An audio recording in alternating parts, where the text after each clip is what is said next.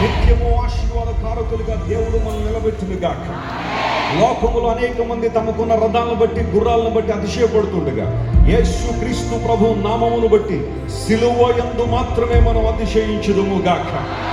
దేవుని రెక్కల నీడలో మనందరం ఆశ్రయం పొంది, దేవుని మందిర సమృద్ధిలో మనం సంతృప్తి పొంది, ఆయన ఆనంద ప్రవాహములోనిది ప్రతి ఒక్కరు కూడా సేవించుదురు గాక.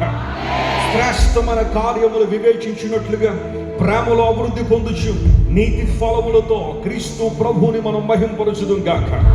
దేవుడు తన దయా సంకల్పం చొప్పున ఆయన మనలో కలుగజేసిన తన కార్యసిద్ధి ద్వారా మన ప్రతి అవసరము ఆయన మహిమలో తీర్చబడును గాక.